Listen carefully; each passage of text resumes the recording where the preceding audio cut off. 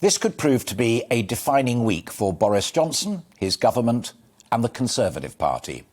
The issue is settling once and for all, as the Prime Minister puts it himself, the crisis in social care funding.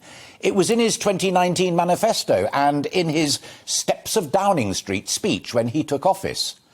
Unfortunately for him, there was another pledge in his 2019 manifesto, and I quote, "We promise not to raise tax, national insurance or VAT."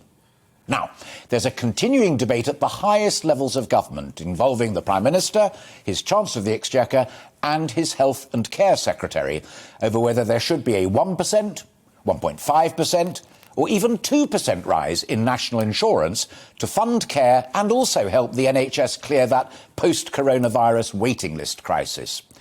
It's understood they are trying to cut a deal, perhaps even right now. But on Monday, the Chancellor will talk to the 1922 committee of backbench Tory MPs. On Tuesday, there's Cabinet, where Johnson hopes that the matter can be settled. But there's also briefing in many of the newspapers this morning of a reshuffle on Thursday. Could that be a warning shot across the bows of Tory rebels or a genuine attempt at a fresh start? For many Tories, it all speaks to an existential crisis for the party. An unnamed minister is reported as saying any rise in national insurance or tax of any sort to pay for social care would be, and I quote, morally, economically and politically wrong. Marcus Fish, Tory MP, chair of the Economic Growth Group, at least has the nerve to go on record, and he writes, "I do not believe it's correct to take a socialist approach to care when private insurance and other contribution schemes have not been set out."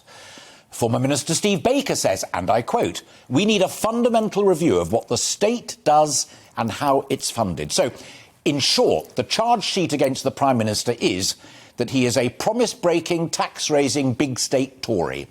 It's all infuriated a growing number on his own side. They simply don't want it. As Ian Duncan-Smith warns, it'll take tax to its highest level since Labour's Clement Attlee's welfare state government in the 1940s. A former unnamed cabinet minister says, quote, "If you want to take that road, then call an election." And of course, it all plays into Labour's advantage. The shadow Treasury Minister, Bridget Phillipson, says the Tories are heading for a hat-trick of broken promises. Foreign aid, the triple lock on state pensions, and now perhaps raising national insurance to pay for care.